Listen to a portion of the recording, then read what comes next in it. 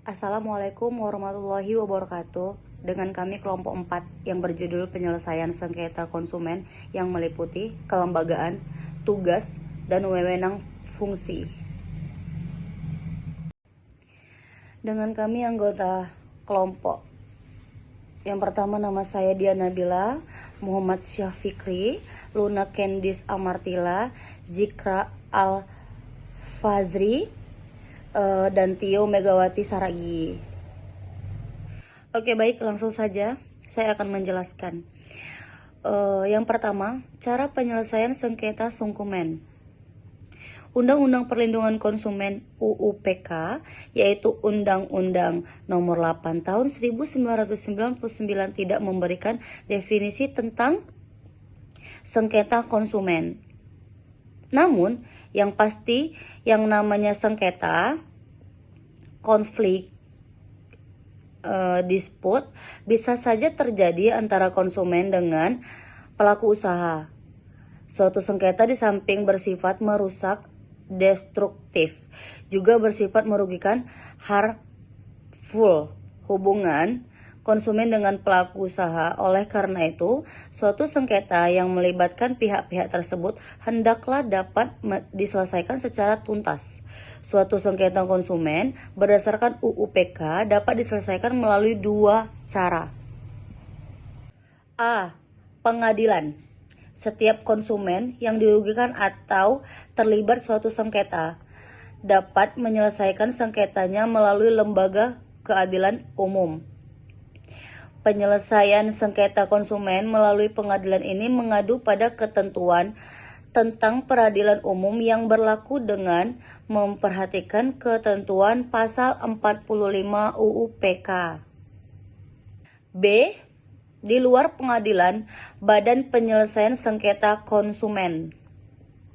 Setiap konsumen yang dirugikan atau terlibat suatu sengketa dapat menyelesaikan sengketanya melalui lembaga peradilan umum. Penyelesaian sengketa konsumen melalui pengadilan ini mengadu pada ketentuan tentang peradilan umum yang berlaku dengan perhatikan ketentuan pasal 45 UUPK. Suatu sengketa konsumen selain dapat diselesaikan melalui pengadilan, dapat pula diselesaikan di luar pengadilan. Melalui BPSK, apabila telah dipilih upaya penyelesaian sengketa konsumen di luar pengadilan, gugatan melalui pengadilan hanya dapat dilakukan atau ditempuh apabila upaya tersebut dinyatakan tidak berhasil oleh salah satu pihak atau oleh para pihak yang bersengketa. Penyelesaian sengketa di luar pengadilan melalui BPSK ini tidak menghilangkan tanggung jawab pidana sebagai diatur dalam Undang-Undang Pasal 45 Ayat 3 dan Ayat 4 UUPK. B. Badan Penyelesaian Sengketa Konsumen BPSK. 1. Kelembagaan BPSK. Berdasarkan UUPK Pasal 49 Ayat 1, untuk menyelesaikan sengketa konsumen di luar pengadilan, pemerintah membentuk Badan Penyelesaian Sengketa Konsumen di daerah, kabupaten, atau kota. Keanggotaan BPSK ini berdasarkan Pasal 49 Ayat 3. UUPK terdiri dari 3 unsur, yaitu unsur pemerintah, konsumen, dan pelaku usaha. Pengangkatan dan memberhentikan anggota BPSK ditetapkan oleh Menteri Perindustrian dan Perdagangan sesuai dengan ketentuan pasal 50 UUPK. Struktur organisasi BPSK terdiri dari A. Ketua merangkap anggota, B. Wakil ketua merangkap anggota, dan C. Anggota biaya pelaksanaan tugas BPSK dibebankan pada anggaran pendapatan dan belanja negara atau APBN dan belanja daerah APBN. 2. Tugas dan wewenang BPSK.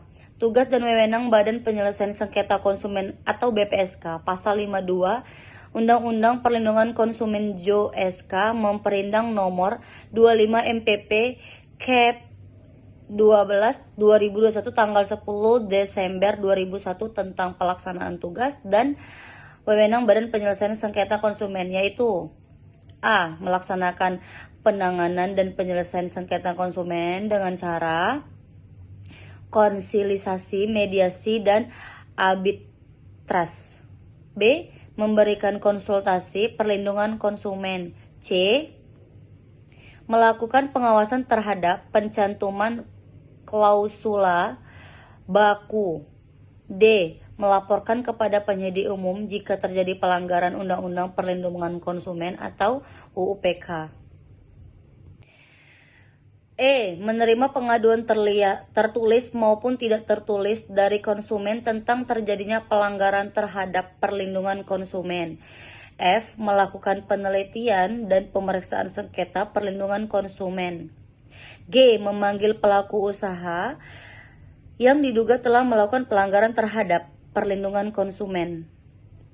H. Memanggil dan menghadiri saksi ahli dan atau setiap orang yang diduga mengetahui pelanggaran Undang-Undang Perlindungan Konsumen atau UU-PK.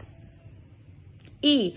Meminta bantuan kepada penyidik untuk menghadirkan saksi ahli atau setiap orang pada butir G dan butir H yang tidak bersedia memenuhi panggilan Badan Penyelesaian Sengketa Konsumen atau BPSK.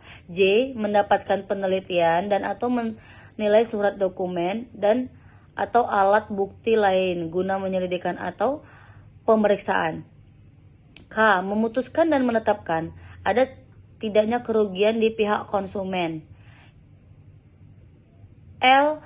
Menjatuhkan sanksi administratif kepada pelaku usaha yang melanggar ketentuan Undang-Undang Perlindungan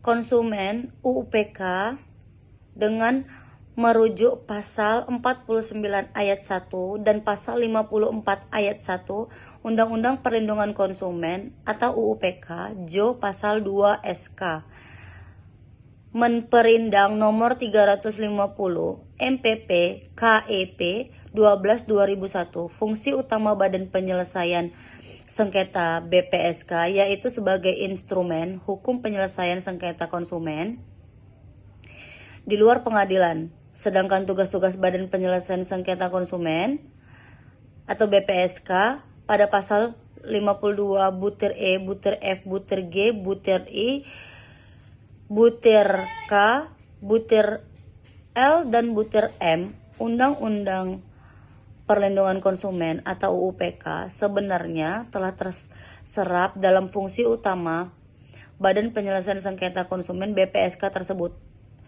Tugas Badan Penyelesaian Sengketa Konsumen BPSK memberikan konsultasi perlindungan konsumen pasal 52 butir B Undang-Undang Perlindungan Konsumen. Dapat dipandang sebagai upaya sosialisasi Undang-Undang Perlindungan Konsumen atau UU-PK baik terhadap konsumen maupun pelaku usaha dalam hal konsultasi diberikan. Jika suatu permohonan sengketa konsumen BPSK sudah terdaftar di Sekretariat Badan Penyelesaian Sengketa Konsumen atau BPSK, maka konsultasi yang diberikan Badan Penyelesaian Sengketa Konsumen BPSK tentu dalam rangka penyelesaian sengketa konsumen baik dengan cara konsilisasi atau mediasi maupun arbitras. 3. Cara, fungsi, dan penyelesaian sengketa di BPSK. Seperti sudah disampaikan di atas bahwa fungsi utama BPSK adalah sebagai instrumen hukum penyelesaian sengketa konsumen di luar pengadilan dengan cara A. Konsiliasi penyelesaian sengketa yang inisiatifnya datang dari satu pihak atau para pihak dengan didampingi oleh majelis BPSK sebagai konsiliator atau perantara yang bersifat pasif sebagai perantara antara para pihak yang bersengketa, majelis Badan Penyelesaian Sengketa Konsumen BPSK. Bertugas pasal 28 SK Menperindang nomor 350 MPP KEP 12/2001. 1. Memanggil konsumen dan pelaku usaha yang bersengketa. 2. Memanggil saksi dan saksi ahli bila diperlukan. 3. Menyediakan forum bagi konsumen dan pelaku usaha yang bersengketa. 4. Menjawab penyataan konsumen dan pelaku usaha perihal peraturan perundang-undang di bidang perlindungan konsumen. B. Mediasi. Penyelesaian sengketa yang inisiatifnya datang dari suatu pihak atau para pihak dengan didampingi oleh Majelis BPSK sebagai mediator atau perantara yang bersifat aktif, badannya dengan cara konsiliasi, di mana Majelis BPSK sebagai perantara bersifat pasif. Keaktifan Majelis BPSK dengan cara mediasi terlihat dari tugas Majelis BPSK, yaitu 1. Memanggil konsumen dan pelaku usaha yang bersengketa. 2. Memanggil saksi dan saksi ahli bila diperlukan. 3. Menyediakan forum bagi konsumen dan pelaku usaha yang bersengketa. 4. Secara aktif mendamaikan konsumen dan pelaku usaha yang bersengketa. 5. Secara aktif memberikan saran atau anjuran penyelesaian sengketa konsumen sesuai dengan peraturan undang-undang di bidang perlindungan konsumen. Prinsip tata cara penyelesaian sengketa konsumen (PSK) dengan cara mediasi ada 2. Pasal 31 SK Memperindang nomor 350 MPP KEP 12/2001. Pertama, proses penyelesaian sengketa konsumen menyangkut bentuk jumlah ganti rugi diserahkan sepenuhnya kepada para pihak, sedangkan Majelis BPSK bertindak aktif sebagai mediator dengan memberikan nasihat, petunjuk, saran, dan upaya-upaya lain dalam menyelesaikan sengketa. Kedua, hasil musyawarah konsumen pada pelaku usaha dikeluarkan dalam bentuk keputusan Badan Penyelesaian Sengketa Konsumen atau BPSK. C. Arbitres. Penyelesaian sengketa konsumen di mana para pihak menyerahkan sepenuhnya kepada Majelis BPSK untuk memutuskan dan menyelesaikan sengketa yang terjadi. Proses penilaian Majelis BPSK dengan cara arbitras ditempuh 2 tahap. Pasal 32 SK Memperindang nomor 350 MPP KEP 12/2001. 4. Alat bukti dan sistem pembuktian. Pasal 21 SK Memperindang nomor 350 MPP KEP 12/2001. Alat-alat bukti yang dipergunakan di BPSK yaitu: yang pertama, barang dan atau jasa. Yang kedua, keterangan para pihak. Yang ketiga, keterangan saksi dan atau saksi ahli. Yang keempat, surat dan atau dokumen. Yang kelima, bukti-bukti lain yang mendukung. Penutupan. 1. Rangkuman materi. Suatu sengketa termasuk sengketa konsumen dapat diselesaikan melalui pengadilan peradilan umum maupun melalui Badan Penyelesaian Sengketa Konsumen BPSK. Penyelesaian sengketa melalui BPSK tidak menghilangkan tanggung jawab pidana sebagai diatur dalam undang-undang yang menyelesaikan melalui pengadilan. Penutupan kedua. Rangkuman materi. B. BPSK salah satu tugas dan wewenang adalah melaksanakan penanganan dan penyelesaian sengketa konsumen dengan cara konsiliasi, mediasi, dan arbitres. Selain itu, BPSK juga mempunyai wewenang memberikan konsultasi perlindungan konsumen, menerima pengaduan tertulis atau tidak tertulis dari konsumen, melakukan penelitian dan pemeriksaan sengketa melindungi dalam perlindungan konsumen. Penutupan yang C. Putusan BPSK bersifat final dan mengikat. Pasal 54 ayat 3 UU PK pada penjelasan pasal ini menegaskan bahwa kata final dan mengikat itu berarti tidak ada upaya banding atau kasasi. Namun ternyata UU PK mengawal pengajuan keberatan terhadap putusan BPSK ke Pengadilan Negeri. Pasal 56 UU PK dan kasasi atau putusan pengadilan negeri ke Mahkamah Agung. Pasal 54 UU PK.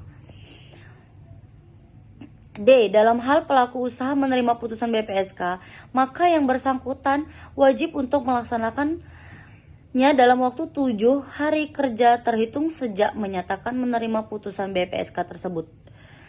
Terhadap putusan BPSK yang tidak mau dilaksanakan secara sukarela oleh salah satu pihak, maka pihak tidak mau dilaksanakan secara sukarela oleh salah satu pihak, maka pihak lainnya dapat melaksanakan putusan itu secara paksa dengan menerima fiat eksekusi dari pengadilan negeri. Terima kasih, segitu aja penjelasan dari saya. Jika ada yang mau bertanya, boleh, silahkan.